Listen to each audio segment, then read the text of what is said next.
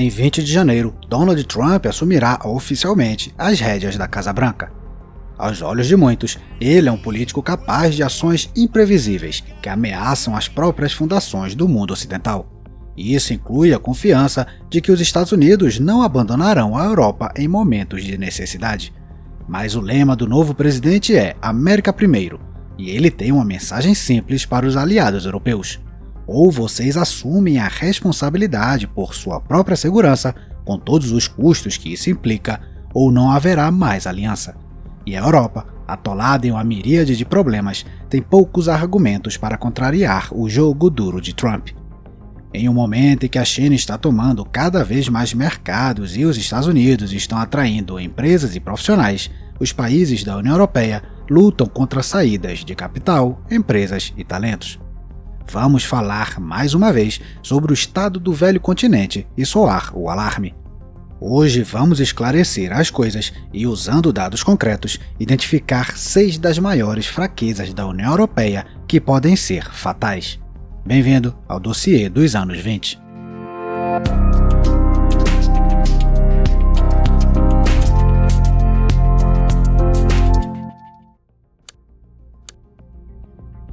As mensagens de Trump continuam a chocar as elites, formadores de opinião e a mídia da Europa Ocidental. Elas são recebidas com medo e desconfiança. Esse estado de espírito foi descrito por Simon Kuper no Financial Times no artigo Europe's Fear of the Outsider. O autor exorta os leitores a, abre aspas, imaginar um povo vivendo suas melhores vidas em uma ilha por volta de 1800. Eles não têm inimigos. Eles não precisam trabalhar longas horas. As águas ao redor estão cheias de peixes. Um dia, navios aparecem carregando estrangeiros hostis. Eles têm tecnologia superior e armas mágicas de fogo. Imagine o pânico dos ilhéus. Os europeus hoje são como esses ilhéus. De repente, forças externas mais fortes e hostis, Rússia, China e Estados Unidos, ameaçam de todos os lados. Fecha aspas. Diante das ameaças, os europeus se sentem paralisados. É difícil discordar quando se trata das emoções atualmente sentidas na Europa Ocidental. E embora o novo ocupante da Casa Branca não seja convencional, seu mandato anterior mostrou que ele vê o mundo através do prisma dos negócios. Quando ele encontra alguém do outro lado que aceita suas regras e é capaz de fazer uma oferta interessante, o relacionamento mútuo passa a ser bastante profícuo. Durante a sua campanha de 2014, além da China, Trump também atacou o Japão. No início, ele escreveu nas redes sociais, abre aspas, deixamos o Japão nos vender milhões de carros sem impostos de importação e não podemos fazer um acordo comercial com eles, fecha aspas. Trump lembrou como 2 décadas antes, o Japão quase se tornou o maior exportador mundial às custas dos Estados Unidos. Ele prometeu fazer Tóquio pagar caro pelos benefícios econômicos e proteção militar que desfrutava dos Estados Unidos desde o final da Segunda Guerra Mundial. A vitória de Trump em 2016 causou pânico na terra da cerejeira. Afinal, os Estados Unidos eram o principal provedor de segurança. E isso é particularmente relevante pelas políticas cada vez mais expansionistas da China. Ao mesmo tempo, o Japão vem enfraquecendo com anos de estagnação econômica e envelhecimento da população. É por isso que o primeiro-ministro Abe Shinzo agiu para evitar que as ameaças que Trump havia usado durante a campanha eleitoral se tornassem realidade. Os principais objetivos de Abe eram manter a aliança militar com os Estados Unidos e evitar uma guerra tarifária.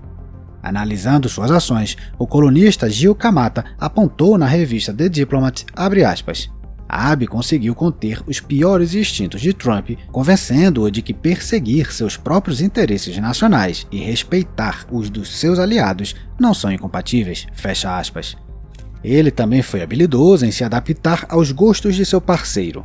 Ele foi um dos primeiros a visitar Trump em sua residência particular após sua eleição, ignorando Barack Obama, que ainda estava no cargo. Ele então se tornou um jogador de golfe apaixonado, disposto a passar horas com Trump no campo de golfe. Ele comeu hambúrgueres com Trump e o elogiou. Ele até sugeriu que queria que o novo presidente fosse indicado ao Prêmio Nobel da Paz. Gil Kamata acredita que o bromance de Abe com Trump funcionou. Comentaristas americanos e líderes internacionais compartilham dessa avaliação. Citação: o fato de Trump ter lembrado com ternura de seu tempo com Abe, em contraste com alguns líderes mundiais que o irritaram, é uma evidência de que ele considerava Abe uma pessoa confiável a quem respeitava, aponta Kamata. Com isso, a Casa Branca não fez nada para impedir o acesso da indústria automobilística japonesa ao mercado americano, crucial para a indústria. Além disso, novos acordos comerciais foram assinados que reduziram as tarifas sobre alimentos e produtos digitais, cobrindo cerca de 55 bilhões de dólares em bens. A aliança entre Washington e Tóquio permaneceu forte. A relação entre Washington e Seul tem sido diferente. O presidente da Coreia do Sul, Moon Jae-in, provou ser menos habilidoso do que o primeiro-ministro japonês, com Trump obcecado com o custo das tropas americanas na Península Coreana, ciente de que os militares americanos são a única garantia de segurança de Seul contra a ameaça norte-coreana. Ele pressionou o presidente Moon Jae-in a concordar com o aumento de 5 vezes da contribuição anual coreana. Isso significou um aumento de 924 milhões de dólares para 5 bilhões. Ao mesmo tempo, ele forçou Seul a renegociar o Acordo de Livre Comércio KORUS em vigor desde 2012. Assim, Trump buscou reduzir o déficit comercial com o 7º maior parceiro comercial dos Estados Unidos. Moon Jae-in defendeu os interesses de seu país atendendo parcialmente essas demandas. Por exemplo, Seul começou a pagar mais pela presença militar dos Estados Unidos, não os 5 bilhões de dólares, mas 1,47 bilhão por ano. Concordou em reduzir voluntariamente suas exportações de aço para os Estados Unidos em 30%. Aceitou uma cota de importações gratuitas dos Estados Unidos de 50 mil carros isentas dos rígidos padrões técnicos e ambientais da Coreia do Sul. Eles só precisavam atender aos padrões estabelecidos por lei nos Estados Unidos. Ao mesmo tempo, Moon Jae-in assumiu o papel de mediador na organização de um encontro cara a cara entre Trump e o líder norte-coreano Kim Jong-un. Afinal, tornou-se a ambição do presidente dos Estados Unidos trazer paz duradoura à Península Coreana e fazer com que o regime comunista renunciasse às suas armas nucleares. Trump queria matar 2 coelhos com uma cajadada só: aliviar os Estados Unidos do custo de garantir a paz nesta região da Ásia e garantir um prêmio Nobel no processo. Prêmio que foi concedido a Obama antes mesmo de tomar posse. O fato de o presidente dos Estados Unidos seguinte ter um sonho semelhante e também querer ser recompensado por suas realizações foi reconhecido por Moon Jae-in. Em um discurso na Casa Azul em Seul em 27 de abril de 2018, de pé no pódio ao lado do líder americano, o presidente sul-coreano declarou sem rodeios, abre aspas, "É o presidente Trump quem deve receber o prêmio Nobel. Nós só precisamos abraçar a paz", fecha aspas. Essas palavras foram recebidas com satisfação pelo convidado americano. Não é por acaso que apresentamos aqui as relações dos Estados Unidos com o Japão e a Coreia do Sul durante o primeiro mandato de Trump. Deve-se notar que ambos os países estavam em uma situação estratégica ainda pior do que a dos países europeus hoje. Suas economias são intimamente ligadas ao mercado americano, para o qual exportam seus produtos. Eles também estão sob pressão constante de vizinhos portadores de armas nucleares, China e Coreia do Norte. Assim, apenas a presença dos Estados Unidos com um arsenal capaz de detê-los garante sua existência e adia a perspectiva de guerra.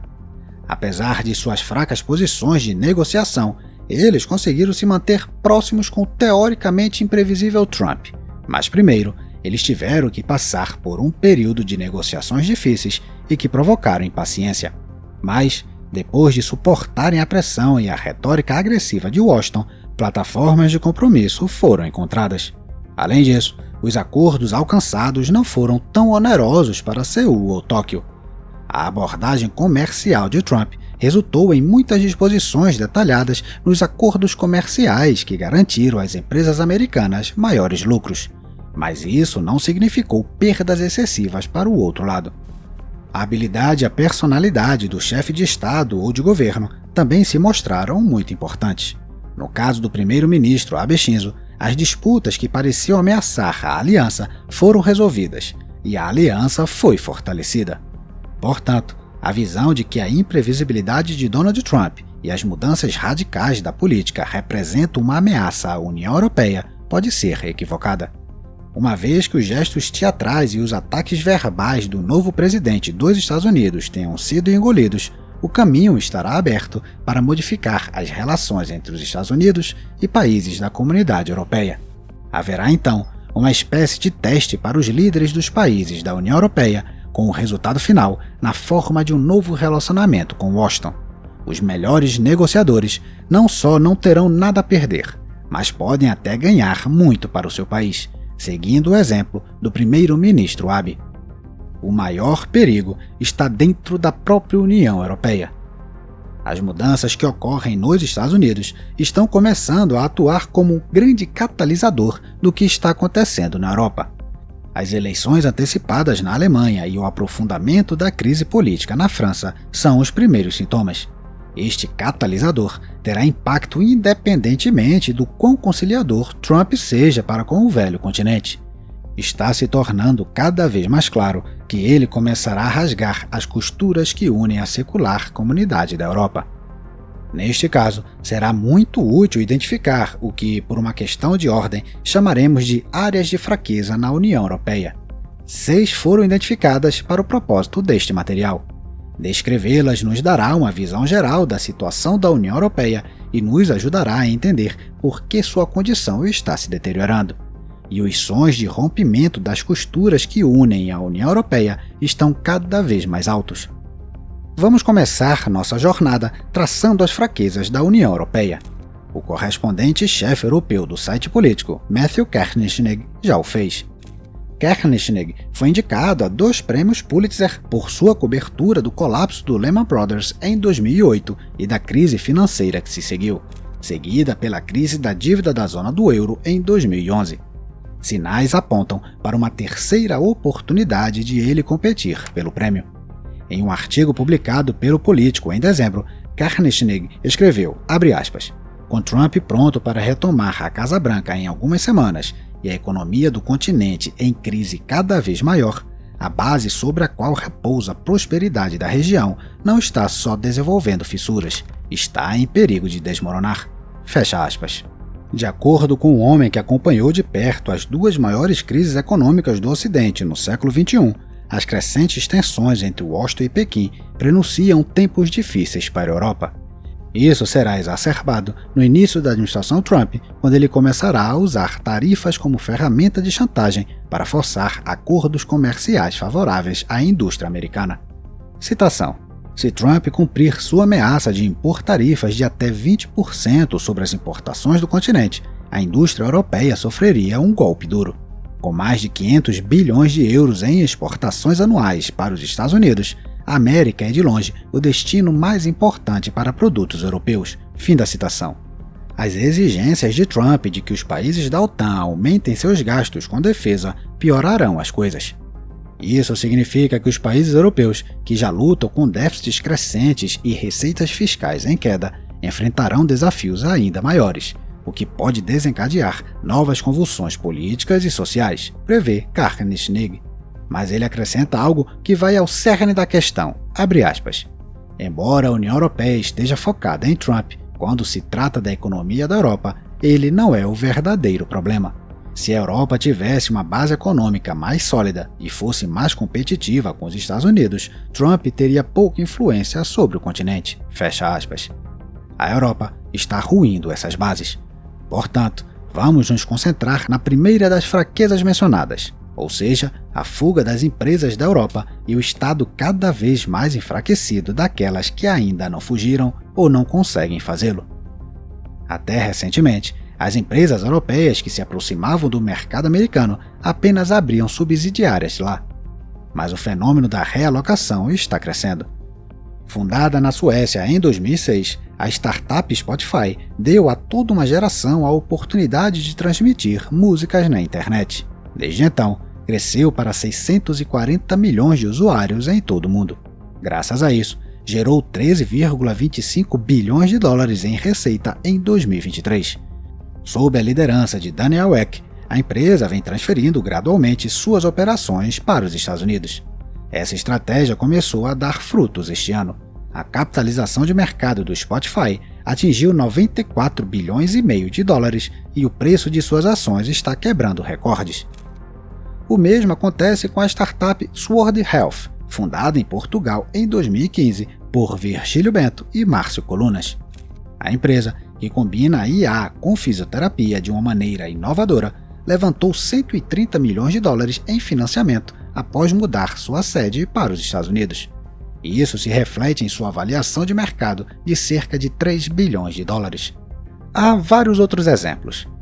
De acordo com a pesquisa da Câmara de Indústria e Comércio alemã, cerca de 37% das indústrias com mais de 500 funcionários, de um total de 3.300, planejavam reduzir ou encerrar a produção na Alemanha até 2024 e se mudar para o exterior. Um ano antes, o número era de 31%. A empresa alemã Meyer Burger, até pouco tempo a maior fabricante europeia de painéis solares, é um bom exemplo desse processo na prática. Em meados de 2023, a administração da empresa enviou uma carta ao ministro das Finanças, Christian Lindner, ameaçando construir uma fábrica nos Estados Unidos. Eles alertaram que, com a lei que estava sendo preparada pela administração de Joe Biden, a Lei de Redução da Inflação, IRA, eles poderiam contar com subsídios muito generosos do outro lado do Atlântico. O governo estadual da Saxônia e o governo federal expressaram sua compreensão, e só isso. Em resposta, a empresa anunciou que investiria nos Estados Unidos, mas garantiria que suas fábricas em Saxônia-Anhalt e Saxônia não corriam risco de fechamento. Mas em março de 2024, a Meyer Burger anunciou o fechamento de sua fábrica em Freiberg e a demissão de 400 funcionários. O motivo alegado foi a incapacidade de competir com as células solares de baixo custo dos fabricantes chineses. Ao mesmo tempo, a empresa, que reportou um prejuízo de 365 milhões de dólares no primeiro semestre do ano, estava tentando desesperadamente iniciar a produção em 2 novas fábricas no Arizona e no Colorado até o final de 2024. Mas isso não estava se provando tão fácil. Estamos fazendo tudo ao nosso alcance para fortalecer a empresa e estabelecê-la como um fornecedor confiável nos Estados Unidos, escreveu a administração da Meyer Burger em uma carta aos acionistas preocupados. Eles foram tranquilizados pela informação de que a empresa se beneficiaria do apoio garantido pelo IRA. Comunicou, acordos de empréstimos estão sendo negociados, Se a Meyer Burger sobreviver à turbulência e recuperar o fôlego realocando a produção para os Estados Unidos, o governo alemão deve esperar o fim da fabricação fotovoltaica no país. Algo que deveria ser uma das indústrias-chave nas premissas do Acordo Verde Europeu, gerando lucros e empregos, está encerrando sua existência no velho continente. Para sobreviver, terá que se mudar para os Estados Unidos, onde gerará os lucros e empregos esperados e pagará impostos. A população da Europa, por outro lado, ficará com plantas fabris abandonadas e a opção de comprar painéis fotovoltaicos fabricados nos Estados Unidos, se não quiser comprar os fabricados na China. Para ter uma ideia da rapidez com que o processo de realocação de empresas, especialmente fábricas, da Europa para os Estados Unidos ou o Reino do Meio pode ocorrer, vale a pena olhar o relatório Revitalizing American Manufacturing. Foi preparado para o Conselho Econômico Nacional, NSC, para a Casa Branca, publicado em outubro de 2016. Embora não seja sobre a Europa, o documento dá uma ideia da rapidez com que a realocação de indústrias-chave pode acontecer no mundo moderno. O relatório afirma que a crise existencial da manufatura americana começou em 2001. Em 2009, 5,7 milhões dos 17,3 milhões de empregos na manufatura haviam desaparecido. Como o NSC relatou, esta foi uma porcentagem maior de empregos perdidos desde a Segunda Guerra Mundial. Dezenas de milhares de fábricas foram fechadas agora, incluindo 40% das fábricas com mais de 1.000 trabalhadores. No final da Grande Recessão, as fábricas estavam vazias e a maior parte de nossa capacidade ociosa, com a taxa de vacância quase dobrando de 5,1% em 2000 para quase 10% em 2009. O referido relatório clarifica várias coisas. Em menos de 8 anos, os Estados Unidos perderam quase metade de suas principais plantas antes mesmo que o governo percebesse. A maior parte dessa capacidade de manufatura foi transferida para a China, que aumentou seu poder. A mudança lançou na pobreza pelo menos uma dúzia de milhões de americanos que podiam se considerar da classe média. O cinturão da ferrugem nasceu. E, finalmente, a radicalização da opinião pública levou Donald Trump ao poder e forçou todo o Partido Republicano a se mover bruscamente para a direita. No caso da União Europeia, o processo pode ser ainda mais rápido e profundo. O resultado é um cinturão da ferrugem que se estende dos nortes da França e Itália, passando pela Alemanha até a Polônia. O Estado da indústria automobilística europeia apoia essa tese. Após anunciar planos de fechar ao menos 3 fábricas na Alemanha, cortar dezenas de milhares de empregos e reduzir salários em 10%, a maior montadora da Europa, a Volkswagen, enfrenta os sindicatos. Sua administração está apelando à ajuda estatal e ameaçando ir para a China. O acordo alcançado no final do ano afirma que a produção será mantida. Porém, a capacidade de produção na Alemanha será reduzida em 734 mil veículos, com a perda de 35 mil empregos de tempo integral. Além disso, a produção dos modelos Golf será transferida para o México. Outras empresas automotivas, como Ford, Continental e Bosch, anunciaram recentemente grandes cortes de empregos na Europa. O grupo Stellantis, criado em 2021 pela fusão da Fiat Chrysler e grupo PSA, está em situação cada vez pior. O grupo franco-italiano-americano já viu seu lucro líquido cair 48% no primeiro semestre de 2024, e as perspectivas para os próximos meses são ainda piores. E isso apesar do fato de o mercado europeu de automóveis estar estável e não caindo há anos. Foi apenas no segundo semestre de 2024 que as vendas despencaram meses seguidos. Em novembro de 2024, a França liderou a queda, 12,7% menos registros de automóveis em comparação com novembro de 2023. A Itália ficou logo atrás, com uma queda de 10,8%. Também não há sinais de a substituição de motores de combustão interna por carros elétricos será um sucesso rápido. Com os subsídios governamentais sendo cortados, há um recuo coletivo dos carros elétricos na União Europeia. Os registros de carros elétricos caíram 9,5% em novembro de 2024 em comparação com o mês anterior. A situação é pior nos maiores países da União Europeia. Na Alemanha, a queda foi de 21,8% e na França, de 24,4%. Em comparação com o ano passado, as vendas de elétricos caíram 5,4%. E isso é importante porque uma proibição de novos registros de carros movidos por motores que emitem CO2, motores de combustão interna movidos por combustíveis de emissão zero são permitidos, deve entrar em vigor na União Europeia em 10 anos. Mas o número de carros elétricos atingiu apenas 15% dos carros novos vendidos a cada ano, e espera-se que esse número caia. Isso levanta a perspectiva de que o até então grande e rico mercado europeu encolha ano após ano, e talvez encolha demais.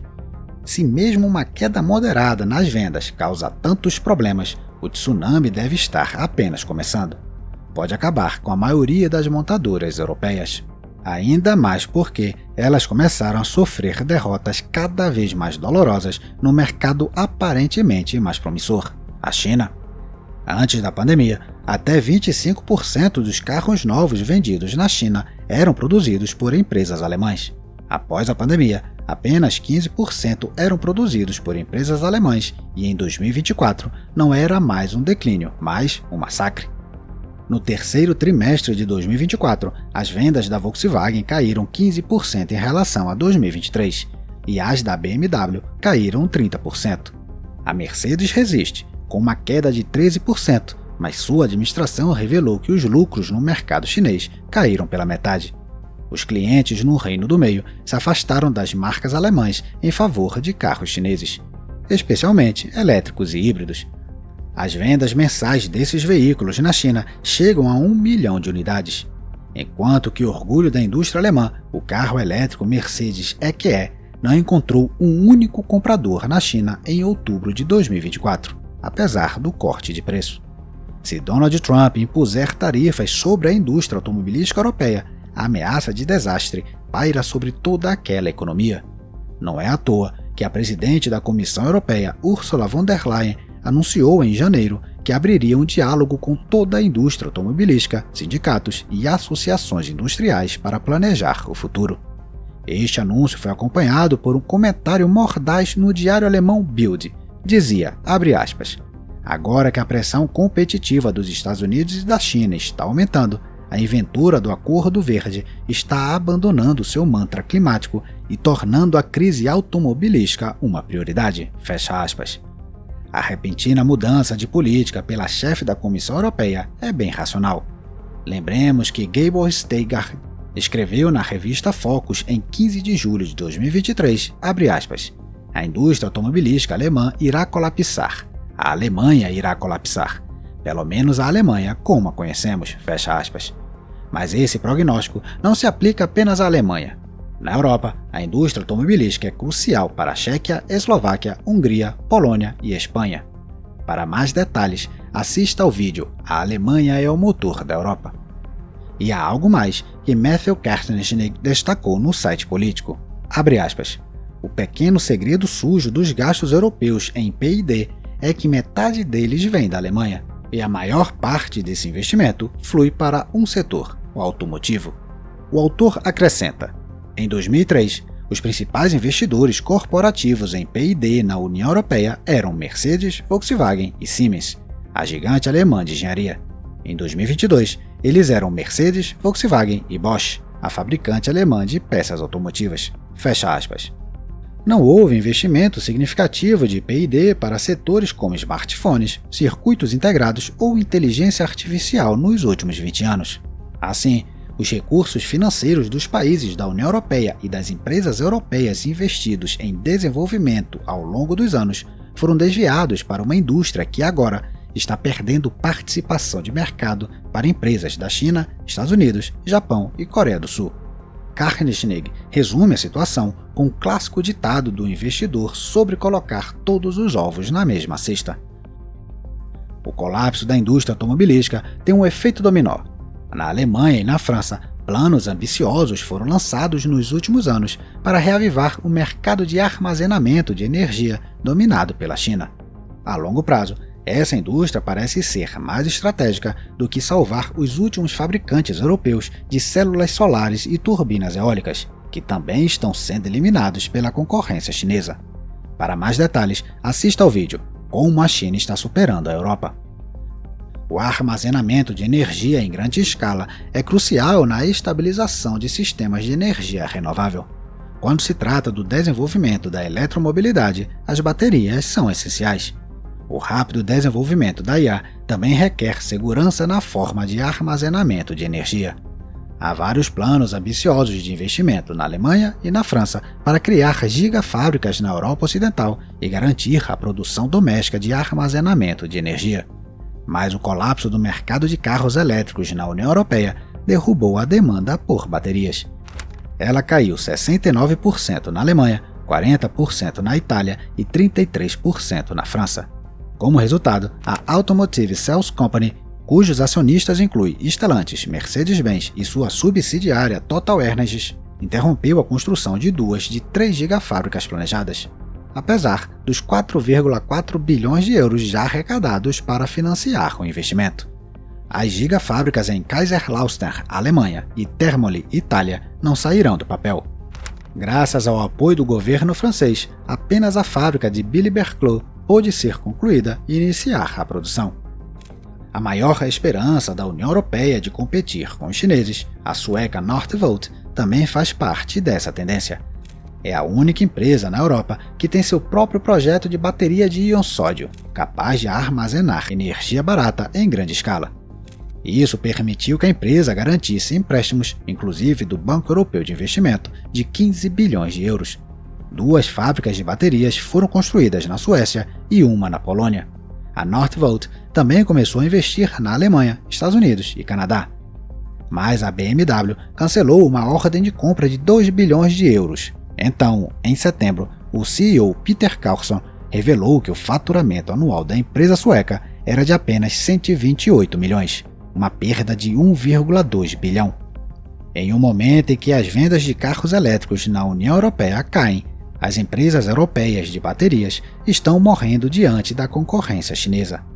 Para se manter viva, a Northvolt entrou com pedido de proteção contra credores em um tribunal dos Estados Unidos em novembro. Isso lhe dá uma última chance de reestruturar suas dívidas. Conforme relatado pela Reuters em dezembro, o advogado da Northvolt disse em uma audiência no tribunal em Houston que a empresa havia contratado mais de 100 potenciais investidores em busca de novo financiamento para permitir que a Northvolt concluísse sua reestruturação.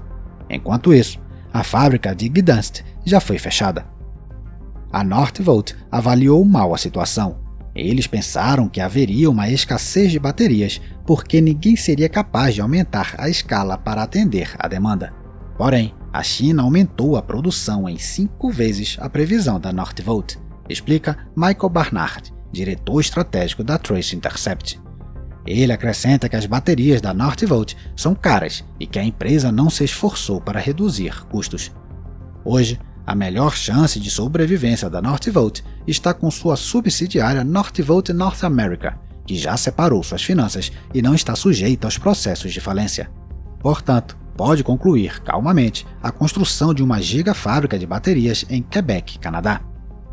Não há dúvida, portanto, de que as empresas mais valiosas estão achando cada vez mais difícil sobreviver em solo europeu, a ponto de preferirem realizar o complicado, caro e doloroso processo de realocação para um terreno mais fértil, os Estados Unidos. Isso afeta os setores mais importantes das economias europeias. Porém, essa migração também é acompanhada por uma segunda fraqueza, uma saída maciça de capital da Europa para os Estados Unidos.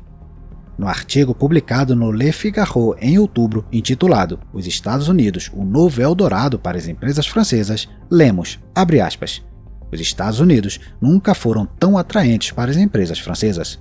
Wendel, Lactalis, Amundi, Saint-Gobain, Sanofi, Thales.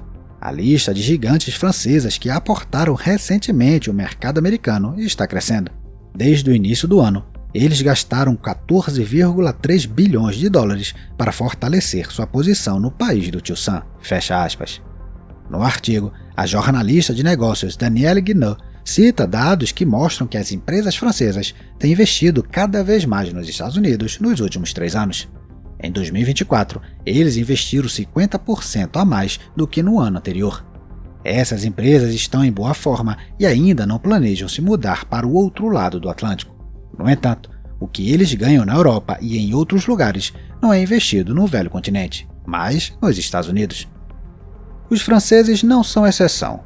O investimento estrangeiro direto, IED, nos Estados Unidos totalizou 289 bilhões de dólares em 2023, e isso tornou os Estados Unidos o destino mais buscado, com 26% do total de investimentos globais.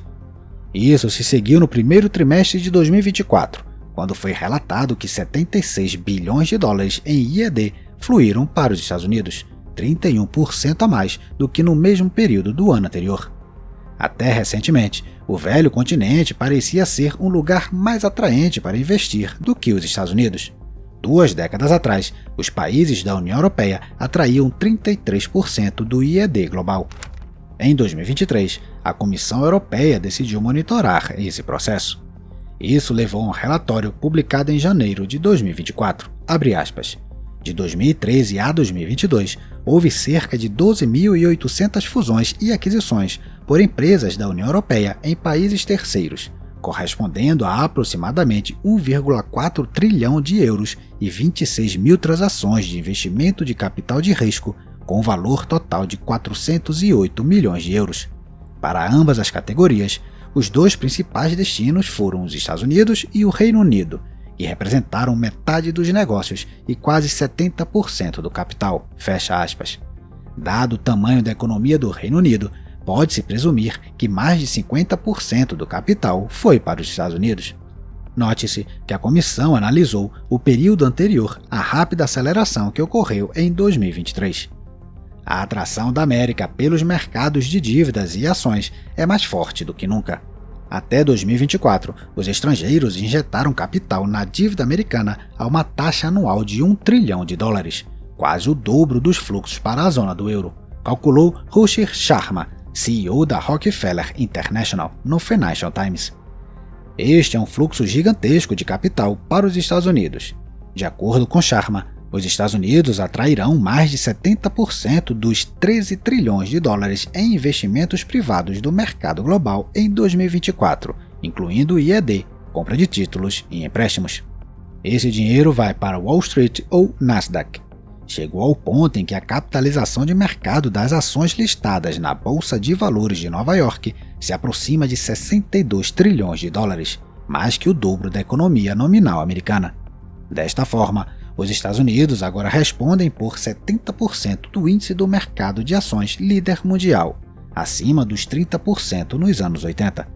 No ranking global atual, duas bolsas de valores americanas ocupam de longe as primeiras posições, sem concorrentes próximos.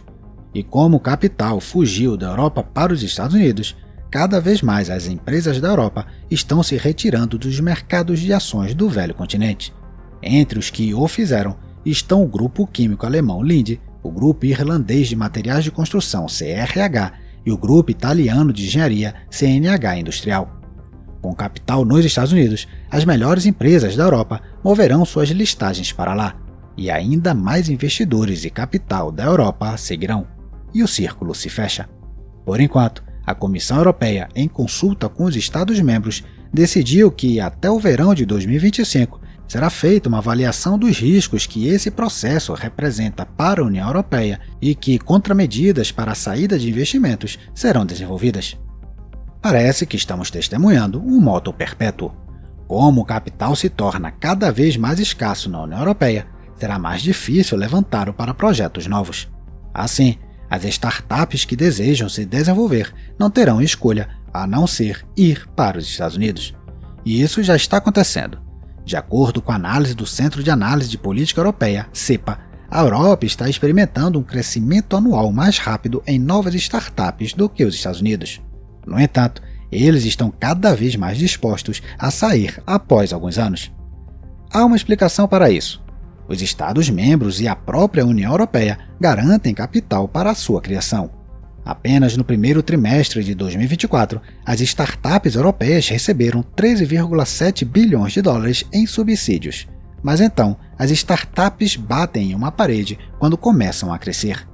Para crescer ao ponto em que possam ter maiores receitas e lucros, eles precisam de capital de risco e pouca regulamentação. E isso eles não encontram na Europa. Embora a Europa tenha uma enxurrada de startups, as empresas americanas têm 40% mais chances de financiamento de capital de risco em seus primeiros 5 anos. É por isso que a OpenAI de Sam Altman nasceu e prosperou nos Estados Unidos, enquanto nada parecido surgiu no velho continente. De fato, a startup levantou 21,9 bilhões de dólares em seu desenvolvimento, e os principais apoiadores foram empresas privadas de tecnologia e investimento, como Microsoft, Trivia Capital, Sequoia Capital e Key2 Global. Não é surpresa, então, que startups de tecnologias mais avançadas tenham fugido da Europa. Na verdade, esse processo já se arrasta há anos e vem se acelerando. Mas foi somente após o famoso relatório de Mario Draghi que o alarme foi soado. Entre outras coisas, ele escreveu, abre aspas, não há uma única empresa na União Europeia com uma capitalização de mais de 100 bilhões de euros que tenha sido criada do zero nos últimos 50 anos. Em contraste, todas as 6 empresas americanas com uma capitalização de mercado de mais de 1 trilhão de euros foram criadas no mesmo período. Fecha aspas. Mais do que isso, elas moldam o mundo moderno. Apple, Microsoft, Nvidia, Amazon, Alphabet e Meta. Elas nasceram na década de 1990. E hoje, em comparação com as maiores empresas do velho continente, elas parecem tubarões em comparação com sardinhas. Então, quando empresa e capital atravessam o Atlântico, pessoas seguem e são os especialistas. A fuga de cérebros é a terceira fraqueza da União Europeia. Isso foi bem explicado em um artigo publicado no final de agosto de 2024 no site Modern Diplomacy. Referindo-se ao êxodo em massa de startups da Europa para os Estados Unidos, observou que o Vale do Silício está abrigando os principais escritórios de profissionais que deixam a União Europeia. A alta velocidade da fuga de cérebros e a realocação de jovens empresas e especialistas promissores afetam os lucros futuros do mercado de capitais unificado da Europa. Ironicamente, os países da União Europeia estão financiando os sucessos econômicos dos Estados Unidos nesta área também. Os gastos governamentais com educação na União Europeia chegam a 746 bilhões de euros, equivalente a 4,7% do PIB da comunidade. A qualidade dessa educação ainda é relativamente alta. Além disso, no nível universitário, ao contrário dos Estados Unidos, o ensino é gratuito. Como resultado, são as pessoas melhor formadas que estão atravessando o Atlântico. O impacto disso no desenvolvimento econômico é bem ilustrado pelas estatísticas sobre o número de novas patentes registradas nos Estados Unidos. Na última década, mais de 22% foram de expatriados que se mudaram para os Estados Unidos para encontrar empregos na indústria de tecnologia ou na academia. Na União Europeia, eles representaram apenas 3% dessas patentes. Curiosamente, desse conjunto de novas patentes depositadas por expatriados nos Estados Unidos, 62% foram de imigrantes do velho continente. A propriedade intelectual que eles criam é a porta para o sucesso material. Uma olhada na lista anual da Fortune das 500 maiores empresas americanas revela que 44% das empresas nela listadas foram fundadas por imigrantes ou seus filhos. As oportunidades e salários oferecidos tornam os Estados Unidos um imã para os profissionais mais cobiçados do velho continente. Vejamos, por exemplo, os engenheiros de software que são essenciais para a economia moderna. De acordo com Glassdoor, uma plataforma online que coleta dados sobre empregadores, o salário médio de um engenheiro de software nos Estados Unidos em 2023 foi 1/3 maior do que nos países da União Europeia. Essa lacuna deve aumentar. Em 2024, o salário médio anual nos Estados Unidos foi de $110.100. No país com os maiores salários da União Europeia, a Dinamarca, foi de $63.600. Na Alemanha, $52.200 e na França, $43.800. Ao mesmo tempo, esse engenheiro poderia ganhar $167 mil por ano no Vale do Silício, ou 133 mil em Nova York. Portanto, se o profissional for um excelente engenheiro de software e decidir se mudar para o outro lado do Atlântico, ele ou ela pode, de fato, esperar ganhar 2 ou até 3 vezes mais do que na Europa. Esse padrão se repete em outras profissões relevantes para as principais indústrias de hoje. A realocação das indústrias da Europa para os Estados Unidos e o influxo associado de investimento e capital cria essa lacuna salarial. Isso, por sua vez, acelera a fuga de cérebros do velho continente. Esses 3 tipos de fuga, de empresas, capital e pessoas, deixam a Europa vulnerável, o que os chineses estão interessados em explorar. O desamparo diante da expansão econômica chinesa é a 4ª fraqueza da União. O vídeo Como a China está superando a Europa foi dedicado a esta questão. Ele conta como os principais drivers econômicos para os planos do Acordo Verde da Europa, baterias, turbinas eólicas, células fotovoltaicas, carros elétricos, etc., foram dominados pelo Reino do Meio e alijaram os fabricantes europeus. Um passo adicional nesse processo seria dominar outras indústrias, tornando a Europa o principal mercado para produtos chineses. De um lado, Pequim já sofre com excesso de capacidade em suas indústrias, dependentes de exportação. De outro, surgiu um novo fator, Trump. Em novembro, o Financial Times alertou, abre aspas, se Trump continuar ameaçando tarifas de 60% sobre as exportações chinesas, Pequim provavelmente voltará sua atenção para outras regiões, como a União Europeia, que buscará conter a maré. Fecha aspas. Enquanto isso, a União Europeia está completamente despreparada e os Estados Unidos começaram a atuar contra as exportações chinesas. Quando o governo Biden aumentou as tarifas sobre os subsidiados carros elétricos chineses para 100% em 2024 e adicionou uma tarifa adicional de 50% sobre as baterias para os veículos, houve um rebuliço em Bruxelas. A Alemanha e a Hungria procuraram bloquear uma medida da União Europeia semelhante. Eles queriam que as tarifas sobre todos os carros elétricos permanecessem no nível padrão da União Europeia, ou seja, 10%. Para Berlim, era mais importante garantir que qualquer retaliação de Pequim não afetasse os interesses da indústria automobilística alemã, que é cada vez mais dependente do mercado chinês. Para Viktor Orbán, relações econômicas e políticas mais estreitas com o Reino do Meio provaram ser mais importantes do que a segurança econômica do bloco. Uma coalizão de 10 países liderada pela França e Polônia aprovou a decisão de impor tarifas mais altas, com a Alemanha e 4 países menores sendo contra. Mas nada menos que 12 países se abstiveram, com medo de ofender abertamente os interesses de Pequim. Embora as tarifas tenham sido aprovadas, a alíquota depende da avaliação discricionária da Comunidade Europeia sobre se uma determinada empresa de carros elétricos que produz na China é chinesa e respeita as regras da concorrência leal.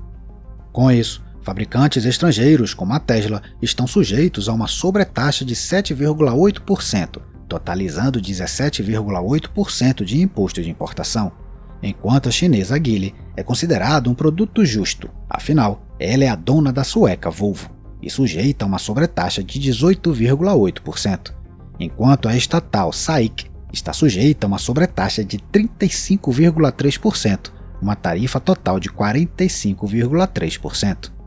Mas mesmo neste último caso, as taxas são 2 vezes mais baixas das impostas pelos Estados Unidos. Pequim respondeu com uma série de retaliações, visando produtos dos países da União Europeia que votaram pelas tarifas em primeiro lugar.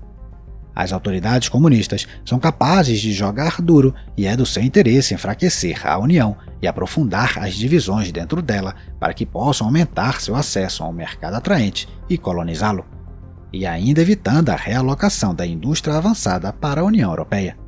Em uma reunião a portas fechadas no início deste ano, o Ministério do Comércio da China alertou as montadoras nacionais contra fazer grandes investimentos na Europa, aconselhando-as a instalar apenas linhas de montagem, informou o Financial Times em novembro de 2024. As divisões dentro da União Europeia são, portanto, do interesse de Pequim. A crescente contradição de interesse dentro da União Europeia, especialmente entre Alemanha e França, os 2 países mais fortes, é de fato a quinta fraqueza da União.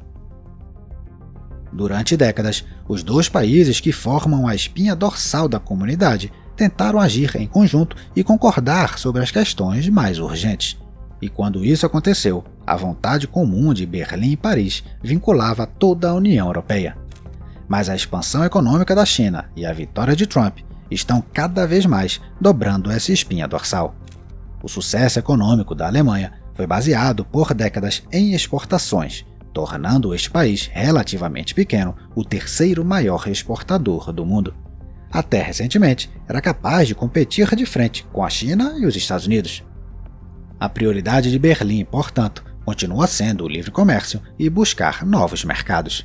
A França, por outro lado, sob Emmanuel Macron, está tentando ser o mais ativo na União Europeia na busca de sua própria política industrial para salvar e reconstruir suas manufaturas. Isso significa protecionismo.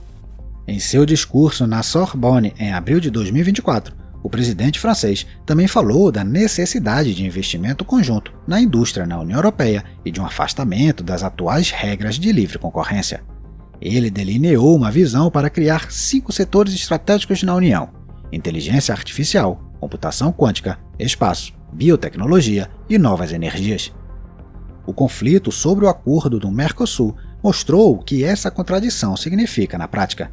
Negociado por 25 anos, o acordo com os países sul-americanos foi repentinamente concluído da noite para o dia. Enquanto o governo de Michel Barnier em Paris colapsava e o presidente Macron lutava para manter o controle político, a presidente da Comissão Europeia aproveitou o momento de fraqueza de seu principal oponente. Ursula von der Leyen surpreendeu Paris, além de Varsóvia e Roma, ao anunciar em 6 de dezembro de 2024, juntamente com os líderes da Argentina, Brasil, Paraguai, Uruguai e Bolívia, um acordo para criar uma área de livre comércio com uma população de 700 milhões. Para fabricantes e exportadores alemães experientes, esta é uma grande oportunidade. O Mercosul não tem acordo semelhante com a China, portanto, é mais fácil para as empresas da União Europeia atuarem aqui. Além disso, a América do Sul é uma região rica em lítio e terras raras, matérias-primas essenciais para a transição energética. Só isso basta para entender a determinação de Berlim e da chefe da Comunidade Europeia. Mas o acordo é inaceitável para Paris. E isso foi expresso pelo presidente Macron em 12 de dezembro de 2024 em uma coletiva de imprensa ao lado do primeiro-ministro Donald Tusk em Varsóvia. Abre aspas. Não concordamos com o acordo como está. Certamente não vamos sacrificar nossa agricultura em nome do mercantilismo do século passado. Fecha aspas. A França, que argumenta que o acordo do Mercosul é vinculativo apenas para a Comissão Europeia e não para os Estados-membros, pode contar com o apoio da Polônia e de outros países do bloco. Esta promete ser uma batalha feroz pela ratificação. Abrir-se ao livre comércio com a América do Sul traz benefícios maiores para a economia alemã. No caso da França e da Polônia, esses benefícios também são aparentes, mas são acompanhados por custos na forma de uma enorme ameaça à produção agrícola doméstica. E isso, por sua vez, será acompanhado por revoltas dos produtores agrícolas, provavelmente em escala ainda maior do que no início de 2024. Por outro lado, as previsões econômicas para a Alemanha em 2025 são dramáticas. No final de dezembro de 2024, o diretor do Instituto Econômico Alemão, Michael Hunter, disse em entrevista à agência dpa, abre aspas, vimos muitas crises nos últimos 100 anos, mas nenhuma delas foi tão complexa e teve tantas causas como aquela em que estamos hoje, fecha aspas. Portanto, 2025 promete ser o terceiro ano consecutivo sem crescimento econômico e com dificuldades crescentes. Não é de surpreender, então, que Berlim e Ursula von der Leyen tenham sido tão obstinados em aprovar um acordo com o Mercosul. Mas quando outras questões contenciosas são adicionadas, como o desenvolvimento da energia nuclear, que Berlim ainda está tentando bloquear, fica claro que a divisão entre França e Alemanha só aumenta. O site político observou em dezembro que tal cenário ameaça abalar os pilares sobre os quais a União Europeia foi erguida, e que o próprio tratado comercial desencadeará uma raiva generalizada contra o establishment e a União Europeia. Isso, por sua vez, abriria as comportas para a sexta fraqueza da União Europeia e talvez a última, pois poderia ser o seu fim. Isso acontecerá se os europeus associarem cada vez mais os crescentes problemas, indecisão, empobrecimento e desordem generalizada não apenas à incompetência das autoridades locais, mas também à própria ideia da União Europeia. De acordo com a pesquisa do Eurobarômetro realizada em outono de 2024, 44% dos cidadãos da União Europeia ainda têm uma visão positiva da União, 38% uma visão neutra e 17% uma visão negativa. No entanto, olhando para os resultados antigos da mesma fonte, podemos ver que, no auge da crise da zona do euro em 2012, os números de apoiadores e oponentes da União Europeia era igual a 30%. E todos os sinais indicam que uma tempestade ainda mais poderosa do que a de uma década atrás está se aproximando. E dado o estado da economia alemã, poderia mais uma vez abalar os fundamentos da zona do euro. Nesses momentos, a agitação social, a radicalização e a rejeição das elites políticas tornam-se naturais. Como a classe política é incapaz de resolver os problemas das pessoas, elas começam a procurar novos líderes que lhe deem esperança de um futuro melhor. E é muito provável que essas sejam forças bastante eurocéticas, como o AfD, que escreveu em seu manifesto eleitoral que a Alemanha deveria deixar a zona do euro e a União Europeia. Olhando as 6 vulnerabilidades, podemos ver que elas se sobrepõem e se retroalimentam. Nesse processo, estão derrubando as peças do dominó.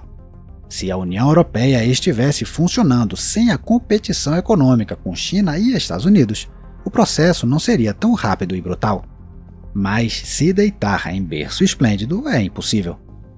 A questão que importa é a baixa competitividade das principais economias do bloco e a fraca adaptabilidade à mudança da rígida estrutura que é a União Europeia. Então a crise está crescendo. A vitória eleitoral de Donald Trump só a exacerbou. Para piorar as coisas, os principais objetivos do novo presidente são fortalecer a competitividade da economia americana por todos os meios possíveis e recuperar a sua posição dominante no mundo. Assim, a corrida mortal com o Reino do Meio em todas as áreas de competição vai acelerar. Isso significa que a União Europeia ficará sob ainda mais pressão, atingindo seus pontos fracos.